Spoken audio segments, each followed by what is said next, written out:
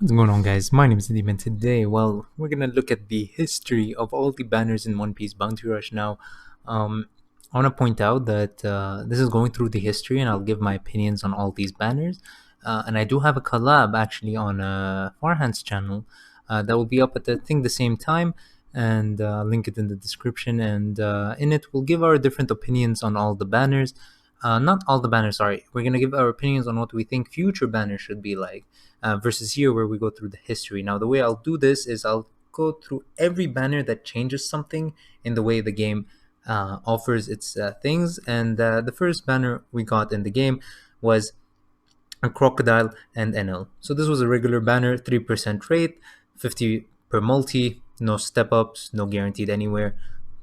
That was basic first banner. Later on, we got the first Bounty Fest. Very similar rates. And in fact, again, nothing special. So it was just Bounty Fest. So the only exception is that you could pull regular characters, but and Bounty Fest, well, they were exclusive characters.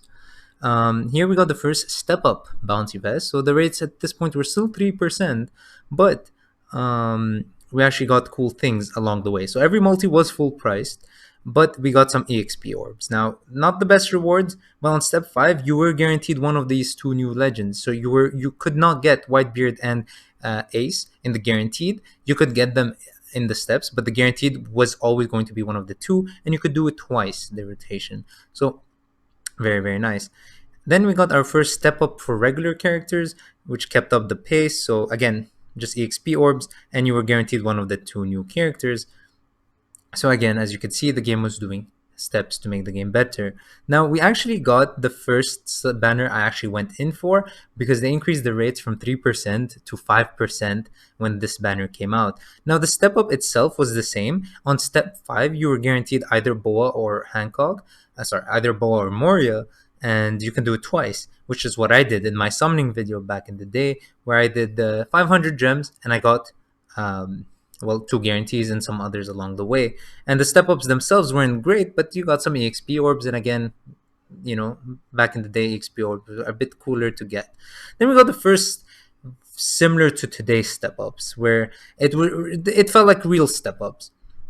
So first one, costed 30, so it was a nice discount. Second one was 40, and it was guaranteed a random 4-star. And the last one was a guaranteed new character.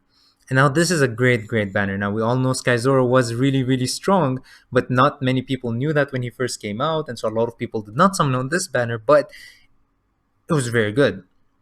All right, I'm not sure if you could do 1 or 2 rotations on this one, but yeah, this is such a good value banner. It kept up with all the Straw Hats, obviously. Then we got this banner, and this banner to me ruined everything. So Boa took so we got Whitebeard, and then the Aokiji banner was a good step. Then the Boa banner was an even better step. So Bounty Fest at this point were always improving, and then here they changed something. So the rates were again 5% like they were for Boa, but there was no step up, there was no guarantee.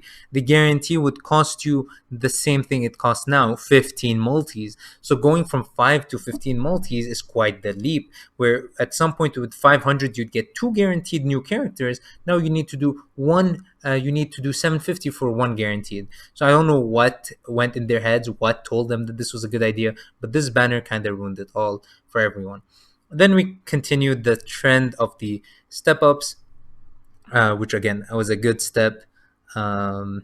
But then we got the first 250 step up, return to the 250 like it was back in the day, with EXP orbs as extra rewards. But here it was a bit better. We got more EXP orbs, and we got 2 4-stars along the way. Now, of course, this was not a Bounty Fest, so there were no Bounty Fests along the way, but it was the first Stampede event, so we could forgive it. It was a collaboration with the movie, and it was fine. Sabo obviously was the exact same. Then we got, in my opinion, kind of peak of the game, where you could do only 1 rotation, I believe, but each rotation was more expensive, but you were guaranteed 2 new characters. So as you can see, you were guaranteed on step 2, and on step 4 you were guaranteed the new character. And since there's only 1 new character, it was brilliant. And the third step was a random 4-star, so it could be the new character as well. So for the price of 180, you were guaranteed 2 new characters, which was great because there's only 1 new character. Then they improved it for Whole Cake, which it kept for a while. I think this one's kept till Perona and Nightmare Luffy, and this one stayed for a while after. So it replaced the first one, and basically the first two are so the first one was discounted even more from 40 to 30, but the second one had a random 4 star. That way, step 3 and 4 had a guaranteed. So in total, this cost you 10 less, and you're still getting 2 guaranteed for 170 instead of 180. So in my opinion, this is the best bounty rush banners we ever got, right? Then we got the pre-Annie step-ups. Again, going back to the 250, I don't understand why they went that, but we got 2 4 stars exactly like how it was for Stampede. Then we got this banner for the first pre-anniversary summons, which was 30 50 50 free. So it was 130 for 4 multis, which is pretty good value, but no guarantees. But the rates were increased to 7%. So that was brilliant. I was worried this would be only for the anniversary, but it stuck around for every Bounty Fest. So that was cool.